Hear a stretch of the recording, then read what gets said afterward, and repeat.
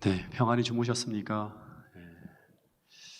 넷째 날이 밝았는데요. 이제 절반이 지나갑니다. 예, 어제 많은 강사님들을 통해서 계속 도전을 받는 것이 무엇인가 하면 지경을 넘어서라고 하는 것입니다. 이제 이 말을 어떤 식으로 계속 해석하시는 것을 들었는가 하면 이제 기존에 우리가 구축하고 있는 변화를 거부하고 안주하고 있는 모든 틀을 깨고 하나님이 원하시는 영역으로 나가라는 말씀을 끊임없이 강사님들을 통해서 계속 듣게 되었는데, 그러기 위해서 오늘 우리 안에 필요한 것이 무엇인가를 제가 좀 생각해 보았습니다. 그건 바로 살아있는 믿음입니다. 살아있는 믿음. 왜냐하면 살아있는 믿음은 오늘 우리에게 신앙의 모험을 감행하게 한다고 하는 것입니다. 야고보서 2장을 보면 그 당시 초기 교회 안에 두 가지의 믿음이 있었다고 이야기합니다. 하나는 죽어 있는 믿음이고 또 하나는 살아 있는 믿음이에요. 이 죽어 있는 믿음은 쉽게 말하면 말만 하는 믿음이고, 살아 있는 믿음은 말만 하는 것이 아니라 행동하게 하고 하나님의 약속이 현실이 되게 하는 믿음이라고 합니다. 이것은 다시 말하면 우리를 신앙의 모험 속으로 들어가게 하는 그런 믿음이에요. 근데 야고보서 2장을 쭉 읽어보면 이 야고보는 그 산 믿음의 소유자로 그 뒷부분에 보면 두 사람을 소개하고 있는데, 그 중에 한 사람이 아브라함이고 또 한 사람이 누구인가 하면 기생 라합이에요. 오늘 저는 이 두 사람 중에 이 기생 라합의 믿음을 여러분들에게 소개하며 산 믿음이 무엇인지를 좀 생각해 보는 시간을 가지려고 합니다. 조금 기도하는 시간을 드리기 위해서 조금 빨리 달려가도록 하겠습니다. 여호수아 2장 1절부터 5절의 말씀을 보면 이스라엘 백성들이 꿈에도 그리던 이 가나안 땅을 정복하기 위해서 시딤이라고 하는 곳에 진을 칩니다. 그리고 정탐꾼 둘을 그 여리고성에 보내기로 결정을 하는데, 근데 이 정탐꾼 둘이 여리고성을 정탐하기 위해 들어가서 이 기생 라합의 집에 유숙했다고 하는 이야기가 나옵니다. 그런데 그러다 그만 이 두 사람을 수상히 여긴 사람에 의해서 발각이 되어서 왕의 명을 받은 군인들이 이 기생의 집으로 들이닥치게 되고, 그리고 이 정탐꾼들은 꼼짝없이 죽을 수밖에 없는 상황에 딱 놓여지게 됩니다. 근데 이 상황에서 뜻밖의 이 기생이 전혀 예상 밖의 행동을 하는데, 그것이 바로 이 낯선 사람들을 구하기 위해서 거짓말을 치는 거예요. 그리고 이 정탐꾼을 구해준 대가로 여리고성이 무너질 때 알려준 대로 붉은 줄을 내리고 이 여자가 구원을 받습니다. 이것이 여인의 기록에 대한 전부예요. 근데 여러분, 이 여자의 행적이 여러분들에게 어떤 교훈이나 감동을 줍니까? 저는 처음 읽었을 때 별로 감동이 되는 것을 좀 느끼지 못했어요. 왜냐 그러면 거짓말을 치는 것도 그렇고 뭔가 연약한 모습 이런 것들만 보이는데, 이 여인의 행적이 왜 삶 믿음을 대표하는 그런 것으로 이 야고보가 이야기했을까 생각을 해보게 되었습니다. 근데 그 이유는 놀랍게도 이 별 볼 일 없는 이 여자의 이름이 거기만이 아니라 히브리 11장에 보면 그 기라성 같은 믿음의 영웅들만 등장하는 그 믿음의 반열에 이 여자의 행적과 함께 그 이름이 적혀 있다고 하는 것입니다. 여러분, 히브리서 11장 31절을 한번 읽어볼게요. 이 구절은 히브리 11장 31절 시작. 믿음으로 기생 라합은 정탐꾼을 평안히 영접하였으므로 순종하지 아니한 자와 함께 멸망하지 아니하였도다. 이 히브리 11장을 쭉 보면 처음에 믿음의 영웅으로 등장하는 사람이 아벨, 그 다음이 에녹, 노아, 아브라함, 이삭, 야곱, 요셉, 모세가 나와요. 전부 그 시대를 대표하는 믿음의 사람들의 기록이 쭉 올려져 있어요. 그러다가 갑자기 이 장에 이 모세 다음이에요. 이들과 전혀 어울리지 않는 기생 라합의 이름이 딱 나타나는 거예요. 더 놀라운 것은 이 여자는 어떤 사람인가 하면 이스라엘 민족이 아니죠. 이방인입니다. 그것도 어디 살고 있는 사람인가 하면 멸망 직전에 가장 사악한 동네인 여리고성에 사는 주민이었어요. 더하여 이 여인의 직업이 기생이라고 번역해 놓았는데 실제 헬라어로 할롯이라고 하는 단어는 매춘부예요. 그 창녀를 말합니다. 성경의 매춘부는 어떻게 해야 되는가 하면 공동체 안에 들어올 수가 없어요. 돌로 쳐 죽여야 될 여자입니다. 그러니까 이 여자는 평생 이 사람의 자신의 과거 때문에 그 직업과 이름을 평생 숨기고 싶은 여자가 바로 이 여자입니다. 그래서 제가 생각할 때는 구원받았다고 하는 행적만 기록해도 좋을 것 같은데, 그런데 성경엔 그 이름과 그 과거의 직업까지 당당하게 다 적어 놓았다고 하는 것입니다. 더 이상한 것은 여호수아 2장에 보면 이 기생의 이름은 라합이라고 적혀 있지만 목숨을 걸고 적진을 탐색에 들어갔던 이 훌륭한 이스라엘의 정탐꾼들의 이름이 혹시 뭔지 알고 있습니까? 그 이름이 적혀 있지 않고 빠져 있습니다. 좀 이상한 것 같아요. 더 당황스럽게 하는 것은 뭔가 하면 이 히브리서 11장 30절에 나오는 내용은 여리고 성의 정복에 관한 내용입니다. 근데 이 여리고 성의 정복을 다루는 부분이라면 우리의 눈으로 보면 이 여리고 성 정복의 영웅이 누구죠? 누구나 다 당연히 누구의 이름이 올라갈 것이라고 기대할 수 있는가 하면 여호수아의 이름이 등장할 것이라고 기대할 것입니다. 이게 상식이에요.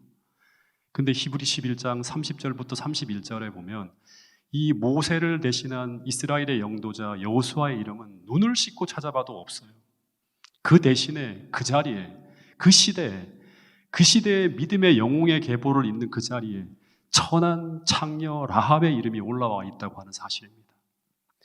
이것은 성령께서 바울이 이 부분을 기록할 때 그의 생각에 아주 강한 영감을 불어넣어서 그의 기록의 방향, 필촉의 방향을 바꾼 것입니다. 사람이 기록했다면, 제가 기록했다면 당연히 여호수아를 기록했을 거예요. 그가 그 시대를 대표하는 영웅처럼 등장했을 것입니다. 그러니까 이 기록은 정말 우리에게 이 기생 라합의 생애를 그냥 대충 볼 것이 아니라 깊이 있게 봐야 할 것이라고 촉구하고 있는 것입니다. 왜냐하면 이 여자의 삶은 각 시대마다 그 시대의 믿음을 대표할 만큼 큰 믿음의 생애를 살았다고 하는 것을 이야기해주고 있는 그런 것입니다. 여러분, 세상에서 버림받은 한 창녀가 믿음으로, 그냥 믿음이 아니에요. 요즘에는 죽은 믿음도 있기 때문에 산 믿음으로 자신의 운명을 극복하고 가장 훌륭한 믿음의 영웅으로 성경에 올려지는 이 기가 막힌 스토리가 바로 기생 라합이라고 하는 한 여인의 이야기라고 하는 것입니다. 다시 말해서 살아있는 믿음이 우리 인생에 담겨질 때 그 믿음이 우리 인생을 어떻게 그리고 어디까지 우리를 변화시킬 수 있는지를 보여준 사람이 바로 누구인가 하면 믿음으로 살다간 이 기생 라합이라고 하는 것입니다. 여러분, 이 여자의 기록은 우리를 정말 놀라게 합니다. 우리는 이 기생 라합이 여리고성에서 구원받은 후 어떻게 살았는지에 대해서 굉장히 궁금해요. 그 이후의 이야기는 정말 드라마의 한 장면을 보는 것 같습니다. 이 여자가 여리고성에서 구원을 받고 난 후 어떻게 살았을까요? 이 라합이 이스라엘 땅에서 무엇을 하며 살 수 있었을까요? 이방인을 천시하는 풍토에다가 더구나 전직이 창녀인 이 여자는 우리가 생각할 때 도저히 이스라엘 민족들과 함께 어울려 살 수 없을 것 같아요. 그래서 그냥 이 여자가 신앙의 변두리에서 별 볼 일 없이 살아갔을 것으로 예상하지만 전혀 그렇지 않다고 하는 것입니다. 여러분, 하나님은 산 믿음을 소유한 사람을 절대 그렇게 살게 하지 않습니다. 그는 이스라엘 역사의 중심으로 들어갑니다. 마태복음 1장 5절을 한번 읽어보겠습니다. 마태복음 1장 5절입니다. 시작. 살몬은 라합에게서 보아스를 낳고 보아스는 르sek에서 오벳을 낳고 오벳은 이삭을 낳고 이새는 다윗 왕을 낳으니 다윗은 우리아의 아내에게서 솔로몬을 낳고. 여기 보면 라합이 누구와 결혼하는가 하면 살몬이라고 하는 사람과 결혼해서 누구를 낳았는가 하면 보아스를 낳았다고 합니다. 그러니까 라합의 아들이 누구인가 하면 보아스예요. 보아스가 누구죠? 그 유명한 룻기에 나오는 룻의 남편이 바로 보아스입니다. 룻기를 보면 당시 보아스는 이 베들레헴 성읍에서 상당한 부와 영향력을 가진 사람이었어요. 상당한 부와 영향력을 가진 사람이에요. 뿐만 아니라 이 보아스의 이름은 이스라엘 성전 기둥에 새겨질 만큼 훌륭한 인물입니다. 그런데 그런 하늘의 축복 속에 가난한 사람을 돕고 믿음으로 살아가는 그 예수님을 닮은 보아스의 어머니가 누구인가 하면 바로 라합이라고 하는 거예요. 그러니까 이 창녀 라합의 몸을 빌려서 보아스라고 하는 훌륭한 신앙인이 태어나고 그 손에서 이 보아스가 훌륭한 믿음의 인물로 길러졌다고 하는 거예요. 그리고 그런 신앙이 전수되어져서 이 라합의 족보를 따라서 그 다음 쭉쭉쭉 내려가면 누가 태어납니까? 오벳이 태어나고 이새가 태어나고 그리고 다윗이 태어나요. 이것은 제게 또 한 번 충격을 주었어요. 이스라엘의 위대한 왕 다윗의 증조 할아버지가 보아스이고 고조 할머니가 바로 가나안 창녀였던 라합이라고 하는 거예요. 심판받은 여리고성의 창녀가 다윗의 할머니였다고 하는 거예요. 다시 말해서 이스라엘 역사가 흘러가는 그 역사의 흐름을 바꾸기 위해서 하나님의 마음에 합한 자인 다윗이라는 그 위대한 믿음의 사람을 탄생시키는 그 역사의 중심에 누가 있었다고 하는가 하면 믿음의 사람 기생 라합이 있었다고 하는 것입니다. 그가 믿음으로 보아스라는 훌륭한 인물을 길러내므로 이스라엘 역사의 변곡점을 만드는 한 중요한 역할을 감당했다고 하는 것입니다. 그런데 이 라합의 혈통은 마침내 예수님에게까지 쭉쭉쭉 이어져 갑니다.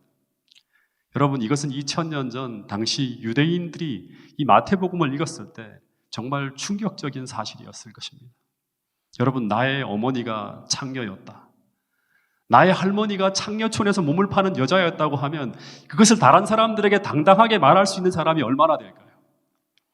그런데 이 이야기를 당당하게 펼치고 자랑처럼 소개하는 것이 바로 원래 산 믿음으로 거듭남의 역사가 상식처럼 일어나는 하나님 나라의 이야기라고 하는 거예요.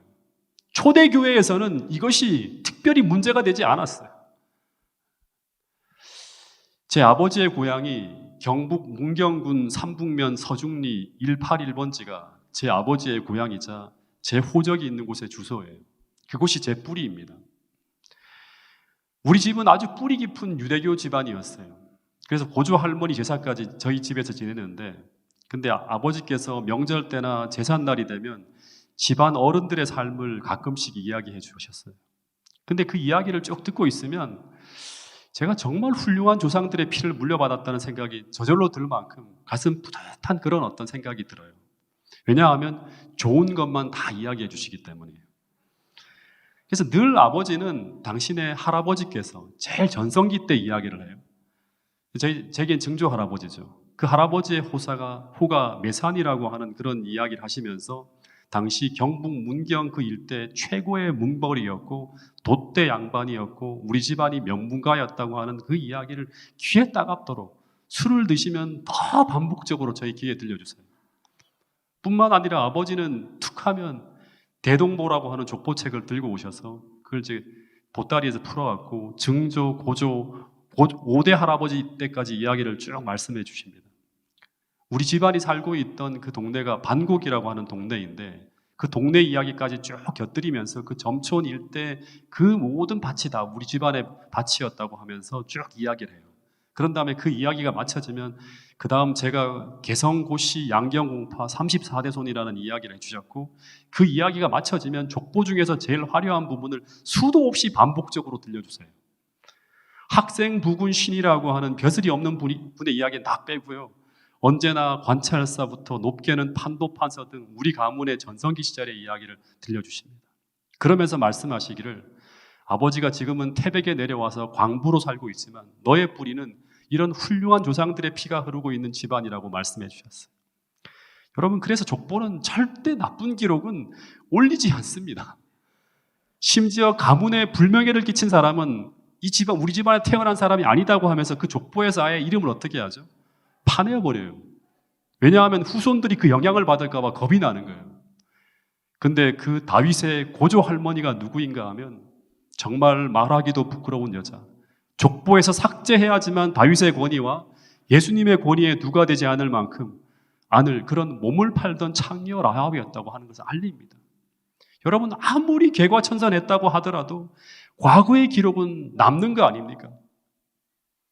근데 성경은 너무나 당당하게 그 이름을 자랑처럼 기록하고 있습니다. 심지어 바울은 히브리 11장 믿음의 영웅의 반열에 그냥 라합이 아니라 뭐라고 하는가 하면 기생라합이라고.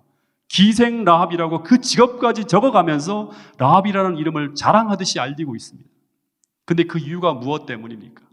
여러분, 여기에는 우리가 정말 귀를 기울여 드려야 될 굉장히 중요한 메시지가 담겨 있습니다. 그것은 바로 믿음은, 정확하게 말하면 살아있는 믿음은 사람을 변화시킨다고 하는 거예요. 속사람을 바꾼다고 하는 거예요. 다시 말해서 우리가 라합처럼 살아있는 믿음을 소유했다면 하나님은 그 사람을 전적으로 변화시킨다고 하는 것이 기독교의 중심 진리입니다. 기독교의 진수는 그가 정말 복음을 체험한 믿음의 사람이라면, 그가 정말 산 믿음으로 거듭난 사람이라면 그 사람의 과거는 더 이상 문제가 되지 않는다고 말하고 있는 것입니다. 왜냐하면 그가 산 믿음으로 그리스도 안에서 살고 있는 사람이라면 그는 정말 새로운 피조물이기 때문이라고 하는 것입니다. 왜냐하면 믿음으로 예수님께서 그 안에 계신 사람은 이미 주인이 바뀌어졌고 새로운 법칙이 놓여진 새로운 삶을 살아가는 사람이기 때문이라고 하는 것입니다. 로마서 8장에 의하면 생명의 성령의 법칙이 죄와 사망의 법칙에서 그를 해방시키고 계속 끊임없이 주를 닮은 사람으로 변해가고 있기 때문이라고 하는 것입니다.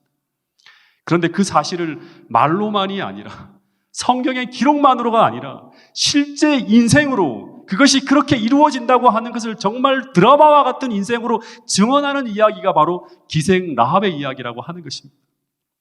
여러분, 실제 성경 이야기는 변화된 사람들의 이야기입니다. 막달라 마리아, 사도 바울, 12제자들, 이들의 이야기가 우리에게 감동을 주는 것은 절대 그들의 연약함과 허물 때문만이 아니라고 하는 거예요. 전부 그들이 우리에게 감동을 주는 것은 뭔가 하면 산 믿음으로 자신의 연약함을 극복하고 전부 그리스도께서 함께 하신 변화된 인생 스토리를 가지고 있기 때문에 우리에게 감동을 주는 것입니다. 제가 오래전에 이 여자를 한번 설교해 보겠다는 생각을 가지고 이 기생 라합의 삶을 묵상하며 연구할 때 전 굉장히 깊은 감동 속으로 빠져들어갔어요. 드라마도 이런 드라마가 없습니다. 여러분, 이 기생 라합은 여리고성이 심판받을 때 구원받은 사람입니다. 이 말을 오늘식으로 표현하면 이 여자는 종말에 노아처럼 구원받은 사람이에요. 종말에 살아남은 사람이에요. 마치 계시록 7장에 네 천사의 바람이 불기 전에 온 세상의 모든 생명체들이 해를 당하기 직전 그때 누가 살아남는가 하면 인받은 사람들이 살아남는 것처럼 이 기생 라합은 여리고성에 하나님의 심판이 진행될 때 그때 살아남은 자를 예표하는 사람이 바로 누구인가 하면 기생 라합입니다. 여러분, 여리고가 어떤 동네죠? 또 한 번 상기해 봐야 돼요. 악의 잔이 차고 넘쳐서 도저히 그대로 둘 수 없는 하나님의 심판이 결정되어진 동네가 바로 여리고성입니다. 그런데 그 동네에 살고 있던 이 라합이 어떤 사람입니까? 죄와 싸우며 몸부림치던 사람이었습니까? 그 마음에 벌어진 일은 모르지만 당시 라합의 모습은 성경의 내용을 그대로 읽어보면 이 여자는 거기서 뭐 하던 여자인가 하면 몸을 팔며 살던 창녀였다고 합니다. 그냥 하는 일만 생각하면 이 여자는 하나님의 구원과는 가장 먼 거리에 있는 그런 여자처럼 보입니다. 더 정확하게 말하면 구원받을 가능성이 거의 없는 그런 상태에 있는 여자처럼 보이는 거예요. 여러분, 한번 물어보겠습니다. 재림 직전에 환락가에서 몸을 파는 여인에게도 하나님의 구원이 있을까요? 우리가 볼 때 그곳엔 구원받을 사람이 단 하나도 없을 것 같이 보입니다. 우리는 전도지를 들고 그곳에 가지 않을 거예요, 아마. 근데 하나님은 이 심판이 초일기에 들어간 그 사악한 땅에서 마지막 단 한 사람이라도 구원하기 위해서 그 여리고성 구석구석을 뒤지면서 간절히 구원받을 사람을 찾고 계셨는데, 근데 거기서 완전히 죄로 굳어지고 양심이 화인 맞아가는 수많은 사람들 가운데서 한 사람을 발견했어요. 딱 한 사람을 발견했어요. 근데 그 사람이 그래도 겉이 멀쩡한 왕족이나 명망 있는 학자나 선비나 뭐 이런 사람이 아닌 가장 구원받을 것 같지 않은 한 창녀의 마음에서 피어나는 믿음의 빛을 보셨다고 하는 거예요. 이 사실이 제게 너무나 큰 감동이었어요. 여러분, 그래서 이런 말씀이 있는 거예요. 사무엘상 16장 7절 같이 한번 읽어보겠습니다. 시작. 사람은 외모를 보거니와 나 여호와는 중심을 보느니라 하시더라. 사람은 외모를 보거니와 사람은 창녀라고 하는 그 사람의 직업을 봅니다. 근데 하나님은 뭘 보시는가 하면 그 마음의 중심이 지금 어디를 향하고 있는지를 깊이 주목하여 보고 있다고 하는 거예요. 지금 이 자리에 앉아있는 여러분과 저의 마음의 중심이 지금 어디를 향하고 있는지를 깊이 주목해 보고 있다고 하는 거예요. 여러분, 하나님은 때때로 사람들이 전혀 주목하지 않는 부분을 주목하고 계십니다. 다시 말해 사람들은 전혀 희망을 볼 수 없는 곳에서 하나님은 희망을 보고 계시고, 사람들이 전혀 가능성을 찾을 수 없는 곳에서 하나님은 가장 위대한 가능성을 보고 계신다고 하는 거예요. 이 기생 라합의 삶을 통해서 가장 위대한 가능성을 하나님은 보셨다고 하는 거예요. 인간은 끝났다고 말할 때, 절망을 말할 때, 그때 하나님께서는 말씀하시기를 뭐라고 하는, 그렇지 않다고 하는 희망의 음성을 가지고 그에게 달려가고 있는 것입니다. 아무리 내 인생이 희망이 없는 절망적인 위치에 있다 하더라도 하나님은 거기서도 희망을 보시고 우리를 향해 찾아오시는 분이 바로 누구인가 하면 우리 하나님이라고 하는 것입니다. 여기서 정말 중요한 포인트 하나를 이제 여러분들에게 좀 말씀을 드릴 텐데, 여러분, 하나님이 정탐꾼을 왜 여리고성에 보냈을까요? 여러분, 나중에 여리고성은 절대 정탐꾼을 보낼 필요가 없는 싸움을 합니다. 여리고성은 어떻게 무너지죠? 그냥 밖에서 뱅뱅 돌면서 이렇게 돌다가 무너지는 거예요. 성내 상황에 대한 첩보가 전혀 필요 없는 전쟁을 하나님은 기획하셨어요. 그런데 하나님이 왜 쓸데없이 정탐꾼을 그 위험한 여리고성에 생명을 걸고 이 두 사람을 보내셨을까요? 그 이유는 오직 하나예요. 그것은 바로 이 기생 라합을 구원하기 위해서입니다. 이것이 제게 너무나 큰 감동이 되는 부분이었어요. 다시 말하면 하나님은 이 기생 라합의 믿음을 확인하기 위해서 정탐꾼을 보낸 것입니다. 더 정확하게 말하면 여리고성의 정탐이 아니라 이 기생 라합의 믿음을 정탐하기 위해서 정탐꾼을 보내는 거예요. 라합의 믿음을 확인해서 공의롭게, 거기서 어떻게 사람을 구원합니까? 온 우주가 난리가 날 거예요. 왜 그 여자에게 은총을 베풉니까? 온 우주가 난리가 날 거예요. 그를 공의롭게 구원하기 위해서 정탐꾼을 보낸 거예요. 그 이유 외에는 이유가 없어요. 그래서 어쩌면 이 모습은 재림 직전 하나님께서 구원받을 자를 찾는 재림전 심판의 한 표상이 바로 뭔가 하면 이 장면이에요. 하나님은 이 세상이 멸망하기 직전 오늘 이런 모습으로 여러분과 저를 구원하려고 하신다고 하는 사실을 기억할 수 있게 되기를 간절히 바라겠습니다. 오직 우리를 구원하기 위해서 우리 마음에 피어나는 그 하나의 희미한 믿음, 그 죄의 구렁텅이 속에서도 당신을 찾아 부르짖는 그 작은 마음 하나라도 놓치지 않고 찾아서 그 구원을 확증하는 일을 치기 위해 달려오시는 하나님, 전 이런 하나님을 이 여리고성이 멸망하는 이 장면을 통해서 보았어요. 단 한 영혼이라도 구원받을 영혼이 있다면 그 영혼을 구원하기 위해서 온갖 관심과 노력을 다 쏟아부으시는 하나님을 저는 보았어요. 여러분, 이것이 바로 조사심판이 진행되어지고 있는 오늘 우리를 향하시는 하나님의 모습입니다. 그래서 조사심판은 우리가 수도 없이 이야기하지만 우리를 정죄하기 위한 것이 아니라 바로 우리를 구원하기 위해서 행하시는 심판이라고 하는 것을 전 이 장면을 통해 보았습니다. 여러분, 얼마나 감동적입니까? 하실 일이 정말 많은 하나님이 이 한 여인을 구원하기 위해서 지금 여리고성의 공격을 지연시키고 이 여인의 구원이 확증될 때까지 기다리시는 분이 바로 우리 하나님이시에요. 마치 계시록 7장 사방의 바람을 붙잡은 천사들에게 그 바람을 놓지 말라고 하는 것처럼, 왜 바람을 놓지 말아야 됩니까? 입맞은 자의 수가 아직 차지 않았기 때문이라고 하는 거예요. 하나님 백성들이 아직 확증되지 않았기 때문에 하는 거예요. 하나님께서 기생 라합이라는 이 창녀 한 사람의 구원이 확정될 때까지 여리고성의 공격과 심판을 지연시키고 있는 거예요. 그 바람을 붙들고 있는 거예요. 그런데 이 모습이 바로 신약시대 요한복음에 나타난 예수님의 모습이에요. 사마리아 여인을 구원하기 위해 새벽부터 달려오시는 예수님의 모습, 요한복음 8장에 가늠한 여인을 구하기 위해 모든 노력을 다하시는 예수님의 모습이 바로 이 똑같은 모습이라고 하는 것입니다. 여러분, 그래서 이런 말씀이 있어요. 마태복음 12장 20절 말씀입니다. 같이 한번 읽어보겠습니다. 시작. 상한 갈대를 꺾지 아니하며 꺼져가는 심지를 끄지 아니하기를 심판하여 이길 때까지 하리니. 상한 갈대를 꺾지 아니하며, 상했다 하더라도 꺾지 않고 꺼져가는 심지를 끄지 아니하시기를, 다시금 불꽃이 타오를 수 있는 희망만 있다면 끄지 않으시는 거예요. 언제까지 하신다? 심판하여 이길 때까지. 그 구원이 확정될 때까지 하나님께서 끝없이 노력하신다고 하는 것입니다. 여러분, 그래서 우리는 이겨야 돼요. 이 예수님의 나를 향한 이 노력이 헛되지 않도록, 이 쏟아부어지는 이 은혜가 헛되지 않도록 우리는 믿음으로 주님의 손을 붙잡고 일어서야 하는 거예요. 그래서 계시록 2장에 보면 끝없이 이기는 자에게는 그런 말씀을 하고 있는 것입니다. 여러분, 우리 모두가 다시 한번 이 하나님의 은혜를 생각하면서 주님을 향해서 거듭나고 일어나는 여러분과 저가 될 수 있기를 간절히 바라겠습니다. 이 가나안 땅의 여리고성의 마지막 상면 속으로 좀 들어가 보면 하나님은 40년 동안 이 여리고를 구원하기 위해 복음을 전파하셨습니다. 이 전쟁 발발 40년 전에 이스라엘이 출애굽할 당시에 이집트를 초토화시키고 홍해가 갈라졌다고 하는 소문이 여리고성으로 흘러들어갑니다. 그리고 여리고성 주민들은 이 소식을 듣고 간담이 서늘해졌다고 합니다. 근데 그 하나님이 이제 머지않아서 이 악한 여리고성을 심판하기 위해서 점점 가까이 달려오신다고 하는 소식이 들려옵니다. 마치 오늘날 재림의 징조가 아주 무서히 펼쳐지는 것처럼 똑같은 상황이 벌어지고 있는 거예요. 그래서 이 이스라엘 백성들의 가나안을 향한 징구는 마치 이들에게 어떤 소식처럼 들려올 수 있는가 하면 하나님을 두려워하고 그에게 영광을 돌리라. 이제 심판하실 시간이 이르렀다고 하는 거예요.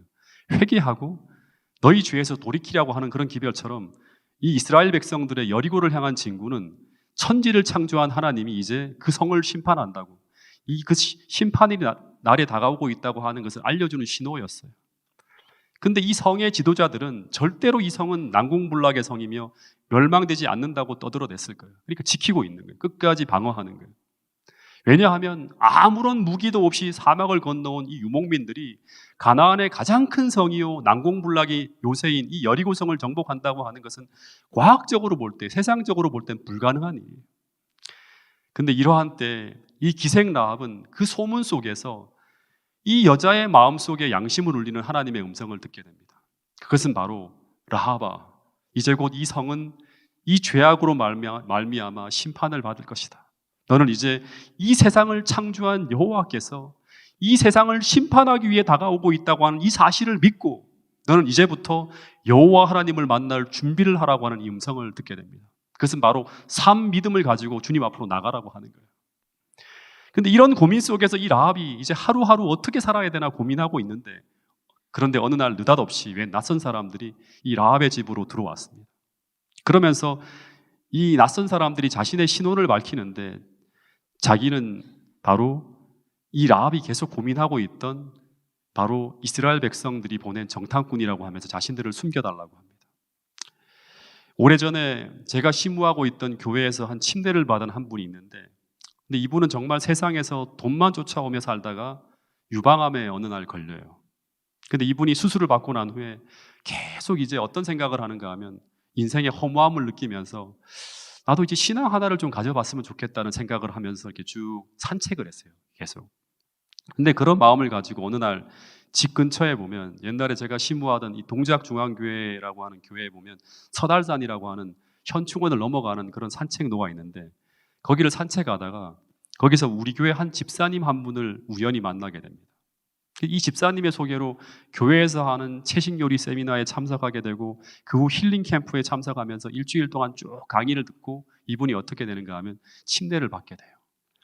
근데 여러분, 이분이 병에 걸려서 인생의 허무함을 느끼면서 하나님을 찾고 있을 때 그때 우리 교회 집사님을 만나게 하신 분이 누구일까요? 사마리아 우물가에서 한 여인이 자신의 인생의 허무함을 느끼면서 정오의 물길으로 갔다가 예수님을 만나게 되는 것이 우연일까요? 전부 다 우연을 가정한 필연입니다. 여러분, 하나님은 마찬가지로 기생 라합의 마음에서 벌어지는 모든 일들을 이미 다 알고 계셨어요. 인생의 허무함을 느끼면서 당신을 간절히 찾고 있는 그 마음의 중심을 보셨다고 하는 것입니다. 그것을 아시고 하나님은 이 기생 라합을 구하기 위해서 정탐꾼을 통해서 찾아간 거예요. 네. 여러분, 그래서 우리 삶에 벌어지는 모든 일은 단 하나도 우연이 없습니다. 그래서 우리 삶에 벌어지는 모든 일은 우리가 성경을 통해 해석해야 되고, 그리고 하나님께서 그 사건 하나하나를 통해서 우리에게 말씀하시는 그 메시지를 읽어내야 된다고 하는 것입니다. 이 메시지를 읽어내는가 못 읽어내는가가 어쩌면 우리의 운명을 가를 수가 있어요. 계속 어떤 사건이 벌어지고 어떤 일들을 통해 계속 메시지를 던지시는 거예요. 그런데 라합은 이 정탐꾼이 자신의 집으로 들어온 것을 우연으로 돌리지 않고 자신을 구원하기 위해서 하나님께서 보내신 하나님의 사자라고 하는 것을 확신하고 숨겨주는 거예요. 즉, 이 사건을 통해서 자신에게 말씀하시는 하나님의 음성을 들은 거예요. 그런데 얼마 후에 이 정탐꾼이 기생 라합의 집에 있다고 하는 첩보가 왕에게 들어가고 이 정탐꾼들을 체포하기 위해 왕의 병사들이 기생 라합의 집으로 들이닥칩니다. 그리고 기생 라합에게 뭐라고 하는가 하면 그 사람들이 여기 있다는 것을 알고 왔다고 하면서 그 정탐꾼들을 끌어내라고 윽박을 질러요. 이미 모든 걸 확인했다고 하는 거예요. 그런데 여러분, 이때가 이제 기생 라합의 믿음이 시험되어지는 때예요. 그는 이제 그가 가지고 있는 그 믿음을 행동을 통해 드러냄으로 말미암아 그 믿음이 진짜인지 가짜인지를 드러내야 됐어요. 근데 이 정탐꾼과 며칠 동안 함께 지내면서 이 여자는 그들을 통해 뭘 듣는가 하면 여호와 하나님에 대한 이야기를 듣습니다. 그리고 이제 이 여리고성이 불과 며칠 후에 우리가 빠져나가면 어떻게 된다? 멸망되어진다고 하는 이야기를 다 들었어요. 그는 그것을 믿는다고 고백하면서 이제 이스라엘 백성들과 운명을 같이 하겠다고 고백을 했을 거예요. 근데 만약 이 순간 이 믿음을, 이 고백을 행동으로 드러내는 것에 실패하면 그 믿음은 야고보서 2장에 이야기한 대로 말하면 그 믿음은 무슨 믿음이다? 죽은 믿음이에요. 가짜 믿음이에요. 없는 거예요, 믿음이. 그래서 만약 이 라합이 이 패역한 여리고가 하나님에 의해서 심판되어지고 무너질 도성이라고 믿는다면 라합은 이 정탐꾼을 어떻게 해야 되는가 하면 숨겨줘야 돼요. 근데 반대로 그가 이 여리고성이 절대 무너지지 않는다고 믿는다면 그는 이 정탐꾼들을 병사들에게 내어주고 그 대가로 왕이 주는 상, 세상이 주는 상을 멸망 직전까지 받으면서 누리며 살아야 돼요. 근데 여기서 이 라합이 믿음의 길을 선택하는 게 쉬울까요? 결코 쉽지 않다고 하는 것입니다. 왜냐하면 그는 그 길을 선택하는 순간 그는 이 선택에 목숨을 걸어야 되기 때문이에요. 근데 이 라합이 목숨을 걸고 정탐꾼을 숨겨주었습니다. 다시 말해 라합은 죽으면 죽으리라는 각오로 하나님을 선택하는 믿음의 모험, 신앙의 모험을 감행합니다. 근데 이 라합의 이 행동은 성경이 아주 중요한 믿음의 모습으로 평가하고 있어요. 하나의 모델로. 즉, 이 라합의 이 행위를 야고보서 2장에서는 믿음의 조상 아브라함에게 필적하는 믿음으로 평가하고 있습니다. 야고보서 2장 25절을 같이 한번 읽어보겠습니다. 시작. 우리 조상 아브라함이 그 아들 이삭을 제단에 바칠 때 행함으로 의롭다 하심을 받은 것이 아니냐. 내가 보거니와 믿음이 그의 행함과 함께 일하고 행함으로 믿음이 온전하게 되었느니라. 이에 성경에 이른바 아브라함이 하나님을 믿으니 이것을 의로 여기셨다는 말씀이 이루어졌고 그는 하나님의 벗이라 칭함을 받았나니 이로 보건대 사람이 행함으로 의롭다 하심을 받고 믿음으로만은 아니니라. 또 이와 같이 기생 라합이 사자들을 접대하여 다른 길로 나가게 할 때 행함으로 의롭다 하심을 받은 것이 아니냐. 영혼 없는 몸이 죽은 것 같이 행함이 없는 믿음은 죽은 것이 아니니라. 서두에서 언급한 것처럼 성경 야고보서 2장에 보면 이 야고보는 야고보서 2장에서 죽은 믿음과 산 믿음을 구별하면서 이 산 믿음을 소유한 자의 예로 단 두 사람을 언급하고 있습니다. 그 한 사람은 아브라함이고 또 한 사람은 기생 라합입니다. 근데 이 두 사람의 믿음의 공통적인 특징이 무엇인가 하면 그것은 바로 그가 믿는 그 믿음 속으로 자신을 던지는 신앙의 모험을 감행했다고 하는 것입니다. 아브라함은 하나님의 약속을 믿고 그가 편하게 살던 갈대아 우르를 떠나서 갈 바를 알지 못하고 말씀이 인도하는 곳으로 자신을 던지는 믿음의 모험을 감행합니다. 기생 라합도 그가 믿는 것에 자신의 생명을 던지는 믿음의 모험을 감행하는 것입니다. 그래서 참 믿음은 우리가 가보지 않은 길을 가게 합니다. 즉 신앙의 모험을 하게 한다고 하는 거예요. 익숙한 길, 편한 길이 아닌 신앙의 모험 속으로 우리를 들어가게 하는 거예요. 살아있는 믿음으로 신앙의 모험을 감행해 나갈 때 그때 우리는 그 믿음의 길에서 무엇을 보는가 하면 하나님의 약속이 성취되는 것, 즉 우리 하나님을 만나게 되는 경험을 하게 된다고 하는 것입니다. 여러분, 그래서 이 하나님의 명령 앞에 내 인생을 맡기고 그 말씀 속으로 내 인생을 밀어넣는 이 신앙의 모험을 하지 않고서는 어느 누구도 신앙의 역사가 실제라고 말할 수 없어요. 이 말은 어느 누구도 신앙의 모험을 감행하지 않고서는 하나님을 만날 수 없다고 하는 거예요. 살아있는 믿음은 신앙의 모험을 감행하게 만드는 거예요. 만약 아브라함이 말씀을 쫓아 신앙의 모험을 감행하지 않고 그냥 갈대아 우르에 머물러 있었다면 어떻게 되었을까요? 나아만 장군이 요단강에 7번 몸을 담그지 않았다면 어떤 일이 벌어졌을까요? 홍해 속으로, 요단강 속으로, 여리고성 속으로 그 깊은 바다로 말씀을 의지해 나가지 않고 그냥 말만 하고 소망만 하고 있었다면 어떤 일이 일어났을까요? 아무 일도 일어나지 않았을 것이라고 하는 것입니다. 이삭은 태어나지 않았고 문둥병은 낫지 않았고 홍해는 갈라지지 않았고 요단강이 마른 땅으로 변하지 않았고 여리고성은 무너지지 않았고 그 엄청난 어획고가 올라오는 그런 일들이 다 벌어지지 않는 거예요. 여러분, 성경의 역사는 전부 이런 한 번도 가보지 않은 길을 향해 산 믿음을 가지고 믿음의 모험을 감행해 나가는 산 믿음을 통해서만이, 살아있는 믿음을 통해서만이 경험되어질 수 있는 것이라고 하는 것입니다. 여러분, 성경 야고보서는 세상엔 죽은 믿음과 산 믿음이 있다고 그 믿음을 구분짓고 있는데, 죽은 믿음은 어떤 믿음인가 하면 한마디로 하면 움직이지 않는 믿음을 말해요. 말만 하는 믿음을 말한다고 합니다. 여러분, 그래서 오늘 우리가 산 믿음이 아닌 죽은 믿음을 소유했다면 거기에는 아무런 일도 일어나지 않을 것입니다. 변화도 없고 하나님을 만나는 경험도 없고 그냥 교회만 왔다 갔다 하는 일만 있을 뿐이에요.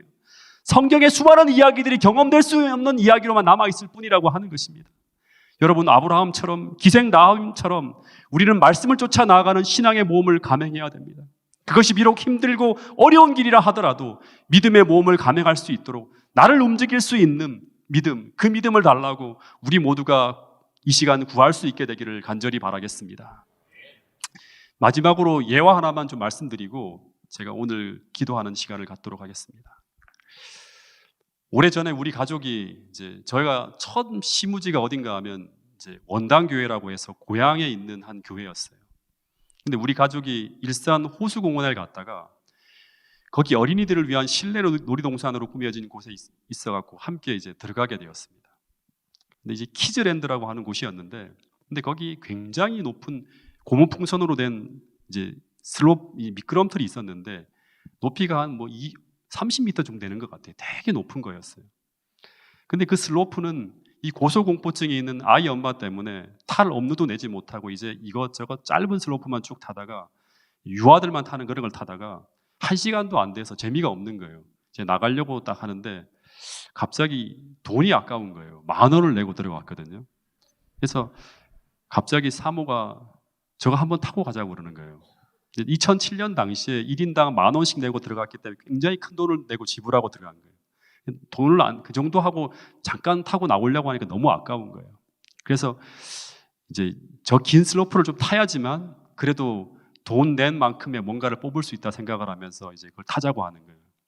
근데 제가 농담하는 줄 알고 그냥 가려고 했어요. 왜냐하면 아내가 그런 높은 데 올라가면 안 된다는 걸 제가 알고 있기 때문에.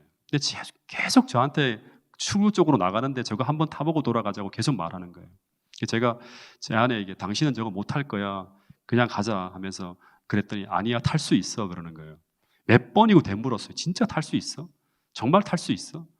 후회하면 안 돼. 계속 말했는데 탈 수 있다고 하는 거예요. 그래서 절대 후회하지 말라고 한 후에 아이들과 함께 그 긴 슬로프 쪽으로 올라갔어요. 끼어 하나하나 올라가는데 고무풍선 계단을 타고 올라가는데 올라갈 때는 너무나 신나하는 거예요. 아이들도 신나고 아내도 신났어요. 뭔가 제대로 타고 싶은 거 탄다고 하면서. 근데 다 올라가서 정상에서 밑을 내려보는데 순간 난리가 났어요. 갑자기 아이 엄마가 패닉 상태가 들어오더니 어떻게 할지를 몰라 저 팔을 잡고 당황하기 시작하더니 여보, 세상이 빙빙 돈다 하는 거예요. 조금 지나니까 나 죽어도 못할 것 같아 하면서 다시 계단으로 내려가자고 하는 거예요. 근데 이 당시 고무풍선으로 된 슬로프는요, 계단이 계속 올라오는 길만 그쪽에 있지 그쪽으로 못 내려가요. 계단이 좁아서. 한번 올라왔으면 내려가는 것은 미끄럼틀 타고 내려가야지 계단으로 내려갈 수가 없게 되어 있어요. 제가 아내를 붙들고 너무 창피해서 죽겠다 하면서 여기까지 왜 왔는데 왜 그러냐고 하면서 그냥 제발 눈을 감고 뛰어내리라고, 잠깐이면 된다고, 잠깐만 고통당하면 끝난다고, 절대 죽지 않는다고 하면서 계속 설득을 했어요. 그랬더니 계속 아내가 내가 왜 여기 올라왔지, 어떻게 하지 하면서 계속 사람들의 길을 막고 당황해하며 움직이지 못하고 있었어요. 근데 사람들이 계속 뒤에서 밀리는 거예요. 그리고 앞에서는 꼬맹이들이 다 큰 아줌마리가 무서워하니까 막 깔깔거리고 웃다가 신나게 내려가는 거예요. 마치 우리도 해요, 우리도 이거 할 수 있어요 하면서 막 내려가는 거예요. 그러다 갑자기 그것을 보는 순간 아내가 무슨 생각을 했는지 눈을 꼭 감고 그냥 슬로프에다 몸을 맡기고 뛰어드는 거예요. 잠시 후에 죽는다는 비명소리가 들려오는데 그 비명소리가 얼마나 큰지 심상치가 않은 거예요. 살려달라고 하면서 고래고래 소리를 지르더니 갑자기 탁 밑에 내려가더니 아무 소리도 들리지 않는 거예요. 제가 깜짝 놀라갖고 혹시 심장마비나 쇼크로 기절하지 않았을까 하는 생각에 바로 슬로프를 타고 내려갔어요. 그리고 밑에서 아내의 얼굴을 보면서 괜찮냐고 물어보는데, 그런데 완전히 사색이 되어 있을 것으로 생각했는데 그 얼굴을 보는데 정반대, 너무나 행복해서 너무나 즐거워서 어쩔 줄 몰라 하는 거예요. 더 놀라운 것은 그 고소공포증이 있는 그 사람이 그 슬라이딩이 너무 즐겁고 재미있어서 다시금 슬로프를 타기 위해 또 올라가는 거예요. 여러분, 뛰어들기 전에는 불안하고 갈등이 일고 두려움이 몰아치지만 일단 마음을 확정하고 믿음의 세계로 모험을 감행한다면 그 다음은 하나님께서 전적으로 책임지는 멋진 영적 경험이 펼쳐진다고 하는 것입니다. 주님은 말씀하시기를 다른 거 생각하지 말고 먼저 너희는 그의 나라와 그의 의만 구하라고, 지금 너가 가야 될 길, 지금 이 시간 너가 해야 될 일만 생각하고 뛰어들라고 하는 것입니다. 그러면 나머지 모든 일들은 주님이 책임을 지신다고 하는 것입니다. 여러분, 하나님이 함께 하시는 행복과 기쁨을 체험하고 싶습니까? 정말 신앙의 기쁨을 한번 경험해보고 싶습니까? 그러면 여러분의 인생을 던져보시기 바랍니다. 말씀의 길로 그 믿음의 공식 속으로 여러분의 삶을 하나님께 맡기고 던지시게 되기를 간절히 바라겠습니다. 그런데 그럴 수만 있다면 성경은 오늘 우리에게 이런 약속을 주고 있어요. 그렇게 살 수만 있다면 우리도 기생 라합처럼 성경의 주인공이 될 수 있다.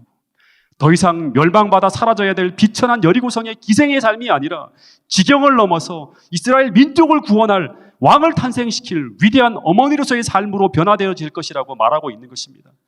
여러분, 우리 모두 산 믿음을 가지고 살아서 여러분의 삶의 좁은 지경을 넘어서 주님이 오시는 그날 꼭 왕의 길을 예비하는 저와 여러분이 될 수 있기를 간절히 바라면서 오늘 말씀을 줄이도록 하겠습니다. 기도하겠습니다. 하늘 아버지, 이 새벽 또다시 우리를 기도의 자리로 불러주시고 말씀을 들을 수 있는 자리로 인도하여 주셔서 감사합니다. 오늘 기생 라합을 통해 교훈하여 주신 그 산 믿음을 오늘 우리 모두가 소유할 수 있도록 인도하여 주시옵고, 오늘 우리에게 주신 그 수많은 약속과 명령을 따라서 우리가 지금 그 자리에 그냥 머물러 있기만 하는 것이 아니라 기생 라합처럼 산 믿음으로 순종하여서 신앙의 모험을 감행할 수 있는 우리 모두가 되게 하여 주시옵소서. 그래서 우리의 지경을 넘어서 믿음의 모험을 감행하며 그 새롭고 낯선 영역을 향해 하나님을 의지하여 달려나갈 때 사도행전에서 펼쳐졌던 그 약속이 현실로 되어지는 놀라운 경험을 우리 모두가 할 수 있는 인생 되게 하여 주시옵소서. 이기심의 지경을 넘게 하시고 안주하려는 지경을 넘게 하시고, 그래서 마침내 우리 모두가 사명을 감당하는 자리에서 온전히 연합하여 마지막 시대에 주의 오실 길을 감당하는 우리 모두가 될 수 있도록 인도하여 주시옵소서. 이 시간 우리 모두가 기도하는 자리에서 하나님을 만날 수 있도록 도와주시옵고 성령 충만한 기도의 시간이 될 수 있도록 인도하여 주시옵기를 예수님 이름으로 감사하며 간절히 기도드렸나이다. 아멘.